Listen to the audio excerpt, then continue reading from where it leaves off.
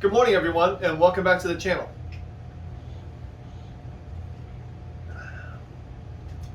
Today I want to talk a little bit about the solar generator that I reviewed a couple days ago. The one thing that I did notice is that the cord that goes from the solar panel to the generator is right around 5 feet. Now I feel like that'd be good for most applications, but what about if you're in a densely wooded area and you need to have the panel like 20 feet away from the generator? Or what if you want to put the generator right underneath the panel? You don't need 5 feet, you only need like 1 or 2 feet. So I thought, can't you just make your own wires and put your own plugs on? So that's exactly what I'm going to do. And for this demonstration, I am just going to use speaker wire. The speaker wire that I'm going to use is purely indoor, so this is not a permanent solution. If you want to buy wire that's more permanent and made for outdoor use, I believe you can get like 10 meters of it for about $16 on Amazon. I'll put a link to that in the description below. But what I want to show you is I am going to cut a 2-foot length and I'm going to cut a 20-foot length and show you how to do it. It's super easy, anybody can do it. And also I'm going to test the voltages of both of those lengths to find out what kind of losses there is between having a 2-foot section and a 20-foot section. So let's get started. Alright, first let's measure out our wire.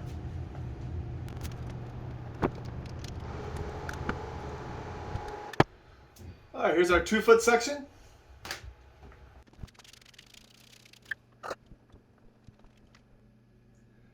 And our 20-foot section. Alright, so we have our 2-foot section and our 20-foot section. So what we're going to go ahead and do is pull the sheathing off of these wires, and we're going to put some ferrule plugs on here. So that way we get the best connection we can possibly get. So I'm going to be using my wire strippers. These things make quick work of this wire. Okay, the wire's all stripped, so I'm going to go ahead and put ferrules on them.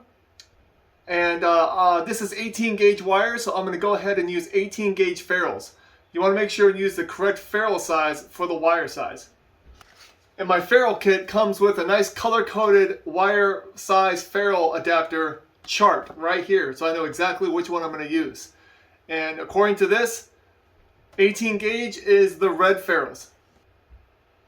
Alright, you just take the ferrule, you just slip it over the wire, just like that, so you see a little bit of the wire at the very end. Then you take your ferrule tool, put the ferrule in there, crimp it down, and that's it. Nice stranded to solid crimp. So this is what I'm going to do for the rest of these wires. And we'll go from there. Alright, wire now has all the ferrules crimped on. I'm going to go ahead and do the same thing with the 20-foot one. And then we'll put on our barrel plugs. Alright, all my ferrule plugs are on. So let's grab the barrel plugs. Alright, I bought these barrel plugs from Amazon. The company is Iskueal. So I think it's a package of 8 males and 8 female adapters. The only ones I care about are the male adapters though. The size they're called 5521s, and what that means is that's the dimensions of the barrel. If you can see the barrel, the outer dimension of the barrel is 5.5 millimeters. And the inside dimension is 2.1 millimeters, and I believe that's a cross. So that's why they call it 5521s.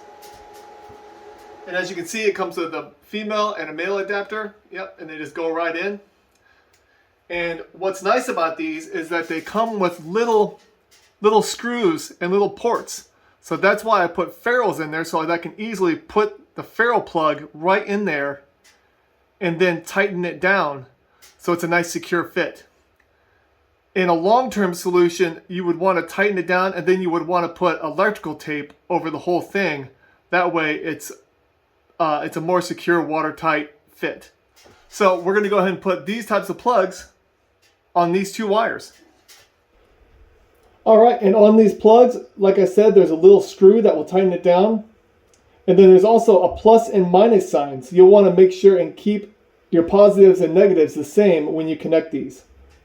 And we're going to do the wire with the white line is going to be our positive. All right, look at that, and it fits right in there. All right, and you want to tighten these down so they do not move or pull out.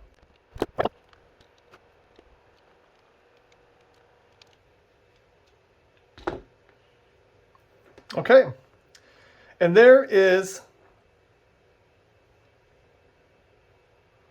the wrong type of plug. Let me switch this plug out with this one. And also, yeah, see, that's what's nice. If you make a mistake, you can just unscrew this and screw this one in instead. So you don't have to cut wires, you don't have to recrimp. You can just unscrew it and put this one on. So let's do that real quick.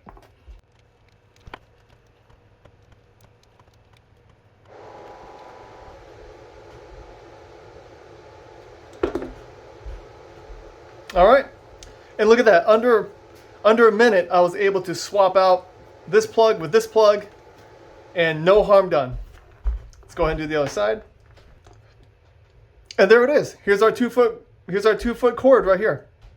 Here's our 2 foot plug, and now I also get the benefit of being able to put probes and be able to test this cord to see how much I'm actually getting from my solar panel. So we'll be doing that once I take it outside and test it. All right, I'm gonna go ahead and do this 20 foot cord, and then we'll go outside and connect up the solar panel and start testing to make sure it works, and also to make sure, and we'll also test to see what our losses are between a 2 foot cord and a 20 foot cord. All right, another thing that I suggest, after you get done with your plugs, I would test the continuity to make sure that your positives are on the same plug or on the same side.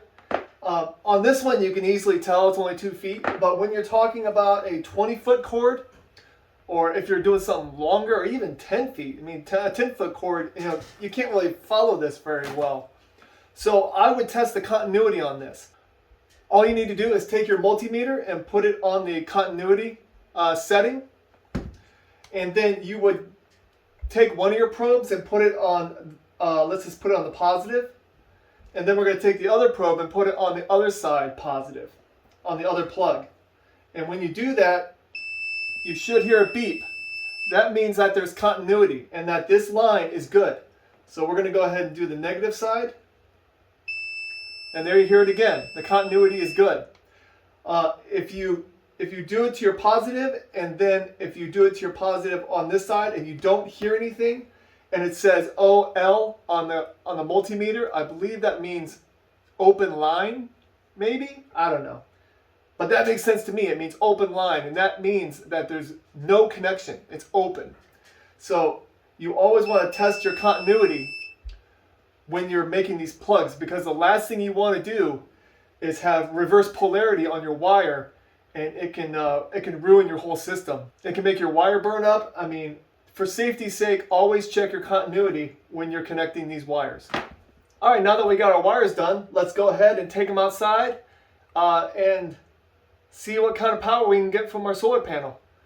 First, we're going to test the 2 foot wire, and we're going to figure out the wattage from our solar panel using finding the volts and then finding the amperage as well. And then we'll do the same thing with our 20 foot wire, and we'll compare the results to see how much of a voltage drop we get and how many watts we lose by using a 20 foot wire compared to a 2 foot wire. Also, the wire that came with the solar panel, it's a 5 foot 22 gauge wire. So that means that there are 2 wires in here, and they are 22 gauge each. By making our own wire, we're using this speaker wire, and it is 18 gauge. So we are actually increasing the bandwidth of our wire, which is nice. So we're not going to be seeing any losses by using this wire compared to the wire that came with the unit. All right, it's about 9:15 in the morning Central Standard Time. I'm here in Central Illinois, and we're going to go ahead and set up this 50-watt solar panel. We're going to go ahead and connect it to this 40,000 milliamp Flashfish Solar Generator, and we're going to test to see what kind of wattage we're getting from the panel. Let's go ahead and do our 2-foot cable first. And for this test, we're always just going to be laying the panel flat on the ground. Okay, let's go ahead and turn our multimeter onto volts and set it to DC. Okay, and now we're going to put the positive right here and the negative right here. And we are getting 13 volts. So now what we can do is test our amps by switching it over to amps.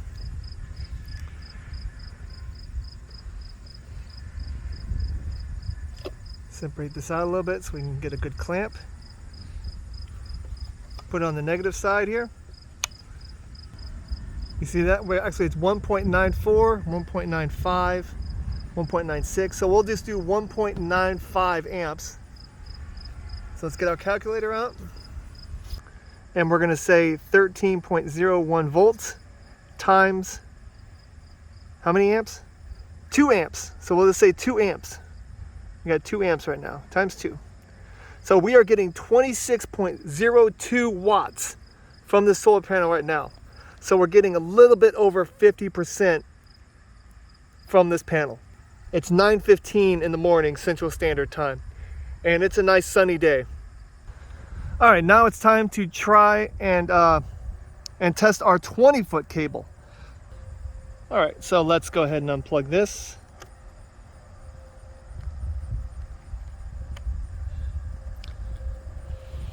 And unplug it from the solar panel right here.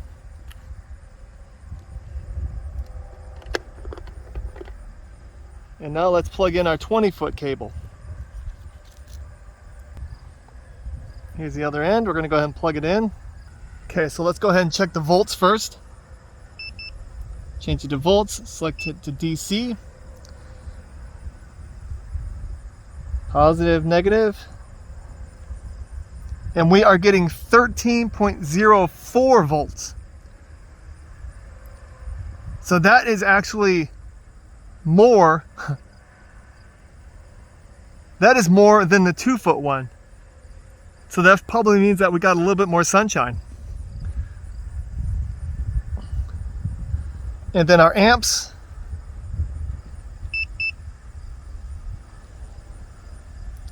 Is switching over to our amps. Want to make sure you can see this. Open this up a little bit. Put it on our negative. And the amps is 2.04. Actually, it's raised up to 2.05. Yeah. So 2.04. I can already tell you that there is no loss between a 2-foot cord and a 20-foot cord. So we said 13.04 volts times 2.03 amps. That's 26.47 watts. So that goes to show you that if you have a 2-foot cord or a 20-foot cord in this demonstration, there is absolutely no loss. And just so you know, let's go ahead and clean it off, clean the panel off again. I'm going to go ahead and switch it out. So that way we know I'm going to switch it out as fast as I can with this 2-foot cord, and we'll be able to see real results. Right now we're getting 2 amps from this wire at 13 volts. Let's check the voltage again. DC, positive, negative. 13.05. Let's go ahead and switch it out as fast as we can. That's this 2-foot one.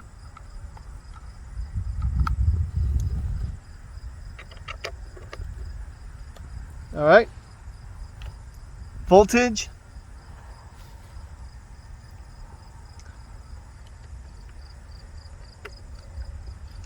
$13.05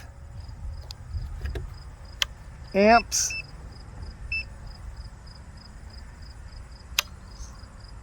2. So yeah, we're getting 26 watts.